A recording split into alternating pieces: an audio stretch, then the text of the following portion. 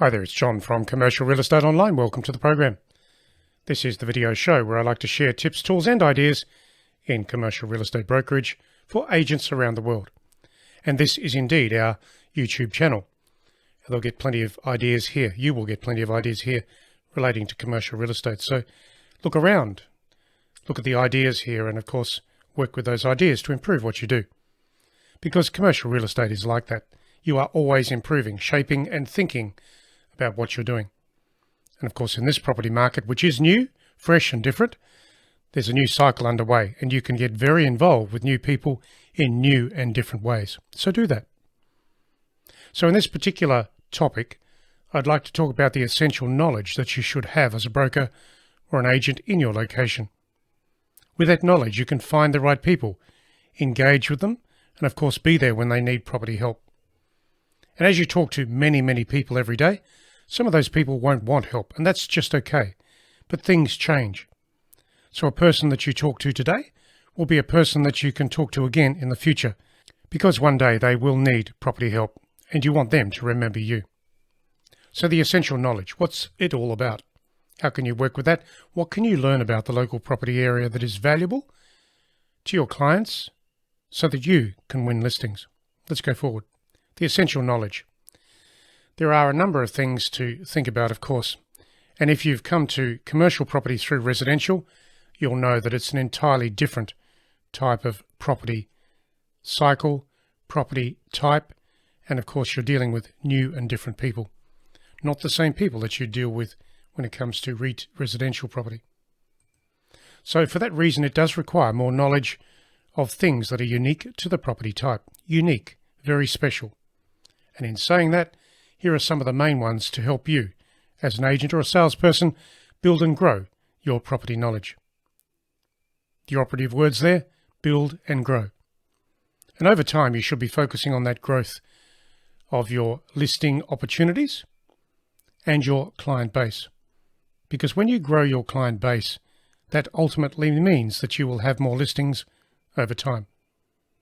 Now, yes, I know it takes a while to get to know plenty of people, but that's why you should spend at least half of your day on the telephone talking to people so that you can get meetings in the afternoon. So the basic rule of winning business is spend the morning on the phone talking to people. 40 to 50 outbound calls. That's an average of, say, 24 calls each hour. That's one every 2.5 minutes. So you've got some work to think about, some work to put in play, and habits to put into systemization for your brokerage business. Now, some conversations will always go longer than 2.5 minutes, and that's fine. But many other conversations will be less than 30 seconds. That's how you pick up the averages. So when you look at an average of talking to, say, 24 people every hour, very soon you can see that in 2 hours you should be talking to about 48 people. Now let's say that you don't have to pressurize your activities and you can spread that across 3 hours. All of a sudden, 50 new people spoken to in 3 hours becomes an effective way of growing your property business over time. So don't forget that. It is a new habit. It is very demanding on your skills, your thinking and your particular activities every day, but it is worth doing. Because that particular habit, when optimized consistently so, will drive your business forward faster than anything else. So let's go forward. The first essential knowledge to develop, and I call it the property types. There are different property types around to understand, of course, office, retail, and industrial. Now you may understand only one of those. You might only relate to one of those property types. And I get that. It's quite okay. We do have agents that focus on one particular property type. And that is wise if you have enough listing stock around within that category. So office, retail, or industrial. What do you prefer? What can you relate to? Choose the property type or types that you can get business from. And it is a bit dependent upon how much business there is in your local area within the property types. You don't want to specialize on something that is very narrow and may only give you 2 or 3 listings every 6 months. That's just not good enough. So look at your market and understand it so that you can make the right choices in working on certain property types. Going further. So understanding those particular property types can become a challenge, given that they all differ, of course. Because what happens with that, there's different types of improvements, different prices, different rents, the improvements, the services and the amenities, the design factors, the supply and the demand of property within those categories, and of course financial performance. So what does supply and demand mean? It means the properties coming into the market within that category. And what does financial performance mean? It means the gross rent, the net rent, the income, the outgoings or operational costs for the building, and how those items fit within the averages for an investment property. So that's where the understanding comes in. That's where the understanding kicks in, so that you can certainly provide the right information to the people, the clients that you're dealing with. So be prepared to look into the property types and certainly get to know what's going on in the categories. Now, prices. I did mention them earlier. Prices of local property should be tracked so you know what's selling and why. Now, prices will change, of course. They'll change in your local area, significantly so, through the year for various reasons. So think about the property market today. Is it a seller's market or a buyer's market? Why would people sell today? Why would people buy today? When you understand what type of market it is, you'll know how to pitch your services. Now, right now, today, as I'm talking to you, I know that in many locations in the world, and also where I am located, it is indeed a seller's market. Why? Because those sellers and their properties, those properties are in demand, so much demand. There are buyers out there who are cashed up, who simply want to buy. And what is that doing? It is driving down the yields from an investment perspective and pushing the prices up. So when you compare the prices against the income, the passing income from the property, it produces, through a capitalization formula, it produces a yield. And that's what investors look at all the time. And the yield is the ratio of what they would expect from their investment by way of cash flow against price paid for that property. Now, right now today, as I mentioned, the prices are going up, the yields are going down, because the investors who want to buy are desperate for stock.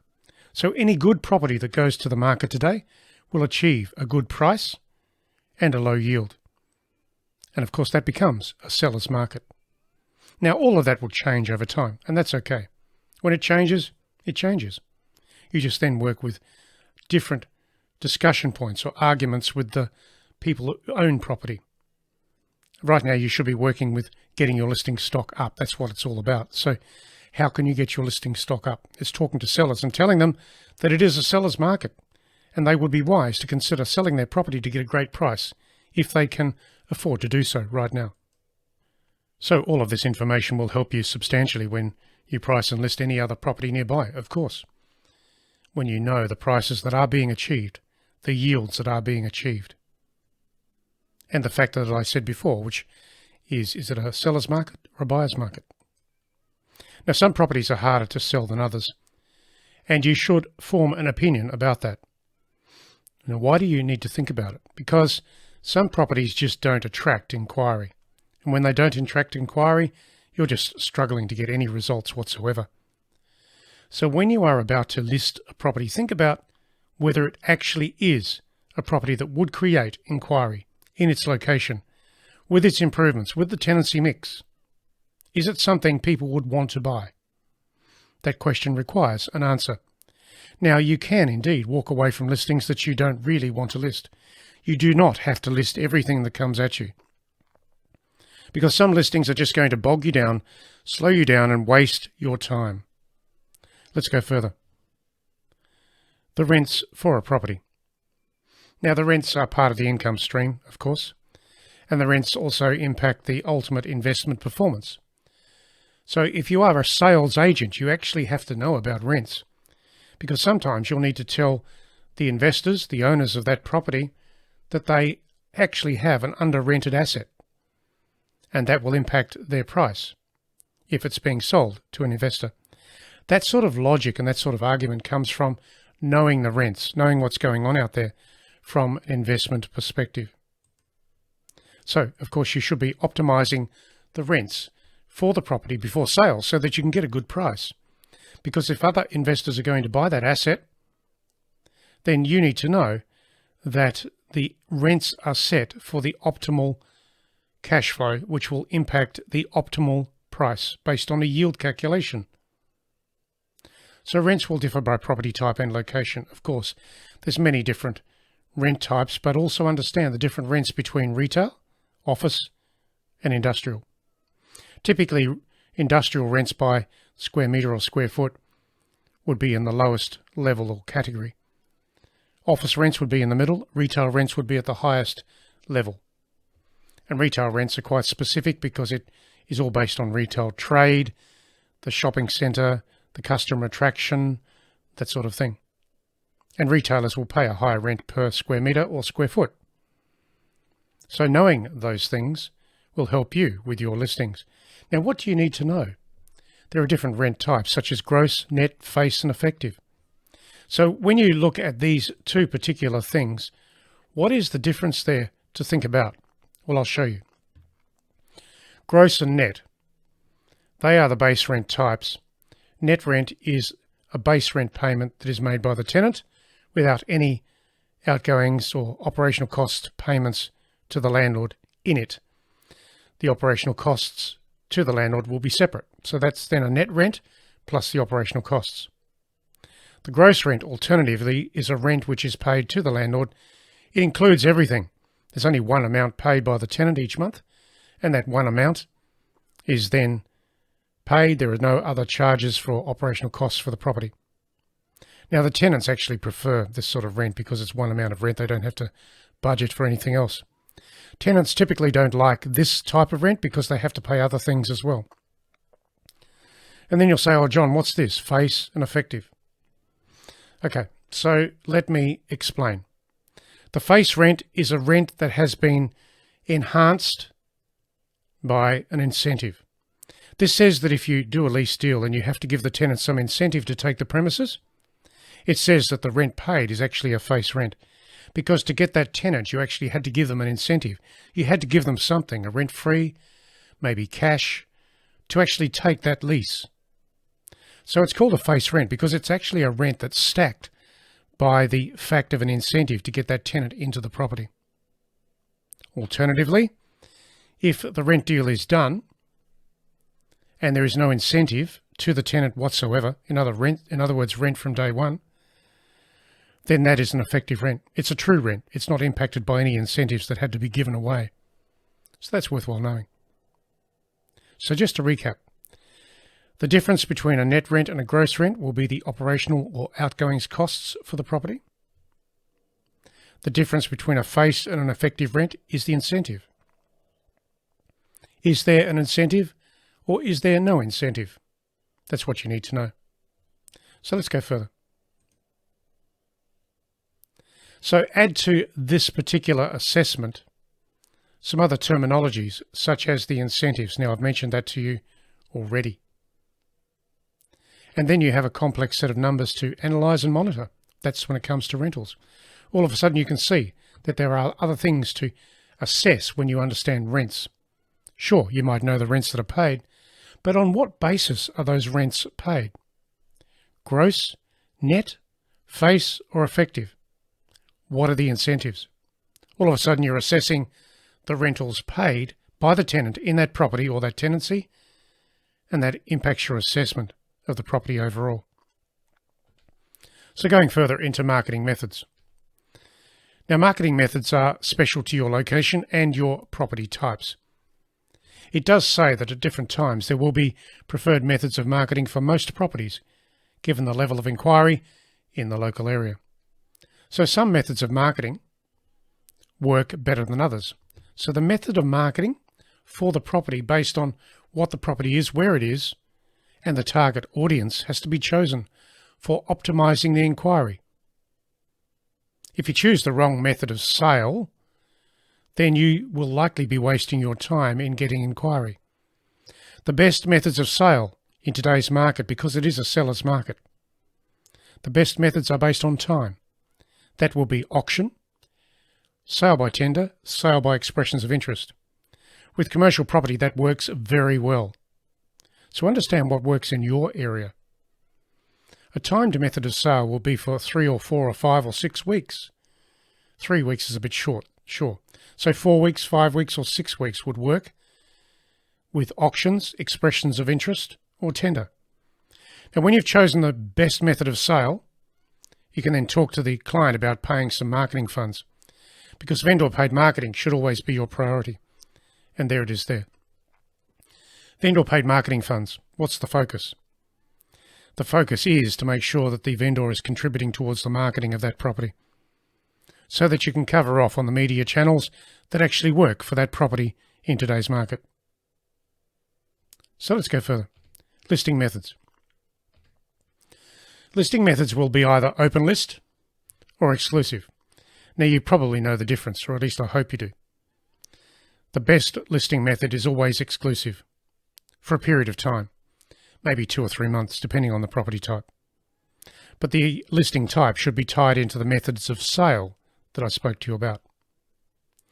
In an exclusive listing, you're controlling the listing for a period of time, and that's what you want.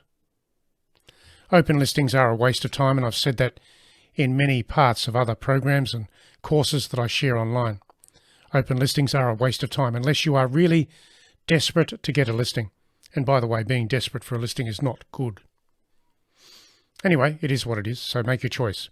Choose exclusivity, if you can, every time, and pitch your listing opportunities around that.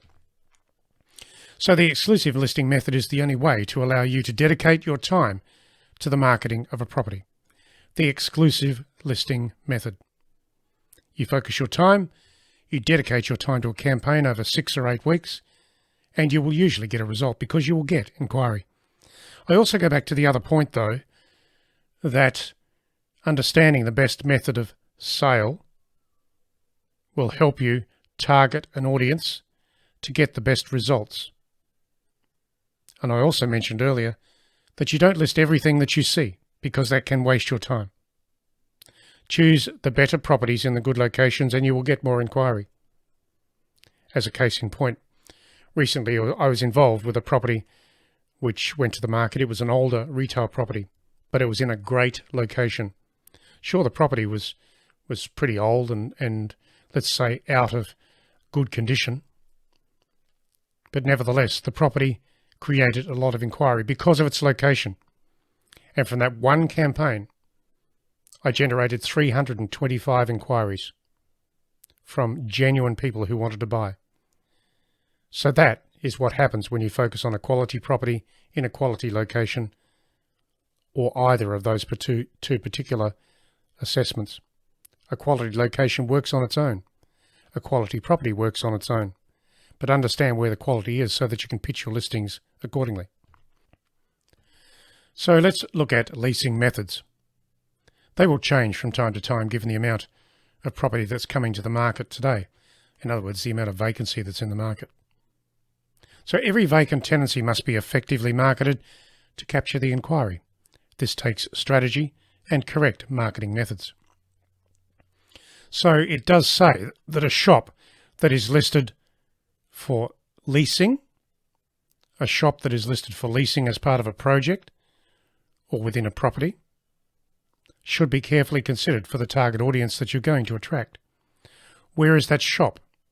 The same can be said for industrial or office. And of course, right now there are radical differences between those particular market segments. Retail is driven by its own cycle, customer interest and retail trade, so it stands alone. The office market is impacted by the location, but also the economy. And right now today, businesses are becoming more mobile. So that then means that office space that may have previously been large is now only required in a smaller area allocation. So if a tenant, let's say 3 years ago, would have leased 1,000 square metres, today they may only lease 300 square metres, for the simple reason that most of their workforce is out and about, working remotely and from their car or their home. And that will be the case from now on, because this new property cycle has created that activity. So the office market is changing. It means that the buildings will be either smaller or the vacancies, the tenancies themselves will be smaller, because many businesses do not require large space anymore. Think about it. Industrial, of course, is very special based on what's manufactured, what sort of storage is required, so it's a different cycle entirely. And industrial right now is very busy. So if I was to assess the property market right now in my location and in areas that I'm familiar with, I would say that retail is very busy, very desirable. Industrial is very busy, exceptionally desirable. And office as a property type is generally a bit weak or soft or average. So consider your market when it comes to those three property types, because your rents will be impacted by that. So let's go into the sale methods. The sale method will include these things. Now, I did say to you before that auction, tender, or expressions of interest are really good. They give you a timed method of sale, and that's what you want. These other two, a sale at a price or a sale by negotiation, are quite soft. They are what I call C-class methods of sale, because they don't produce any result in a timely way. It just takes a long time. A sale at a price means that the vendor has probably stacked the price so that they can come down with any inquiry that comes in. So the price you're advertising the property at is usually overinflated. The buyers have a look at the property and they say, well, this is no good, it's too much money. Or they don't even inquire in the first place. So that's a problem, isn't it? So a sale at a price is a last resort when it comes to moving a property for sale. Sale by negotiation, in other words, off market or perhaps by no price at all and just encouraging offers, can work, but it's not as good as the other three: auction, tender, expressions of interest. So understand what you prefer, understand what you work with, and how you can pitch your listing skills in each case. So you can also sell a property by exchange with another asset of value that another person might own. That does work. It's not done very often, but it does happen. So choosing the best methods of sale is a real skill, given that you want to create the inquiry and make the deal happen. Making the deal happen is a strategic matter. It's a strategy that you work up and think about as part of what you're doing in your location. You don't just list something at any old price and hope that it's going to be a sale over time. No, you don't. You go back to the strategies I mentioned earlier, these. So think about it and list the properties that you really want, believe in, and can work with, and of course choose the best methods of sale, exclusive listings always, and get some vendor paid marketing for the campaign. Now, from the property types, understand that improvements vary. They always vary, and if you specialise within a certain property type, like retail for example, the improvements in that asset will vary and will impact the interests of tenants or business owners, whatever. Now, some of the improvements will be relevant to a buyer or a tenant in the property. So understand those improvements, the factors of attraction that those improvements give you as far as that property, leasing it or selling it, whatever it is. So find out what people are looking for in today's market. Sure. What would they expect by way of improvements in office, industrial, or retail? That's the story. Let's go to comparable properties. You always need to know what's going on in the comparable market as you price your property and set the marketing campaign in place and pitch to the client regards the listing and how you're going to handle it. Your confidence in marketing the listing will be driven by your awareness of comparable properties. So for that reason, you should track all the other listings with the other agents in your sales area, your sales territory. You track them. What are the methods of marketing that are being used in the location?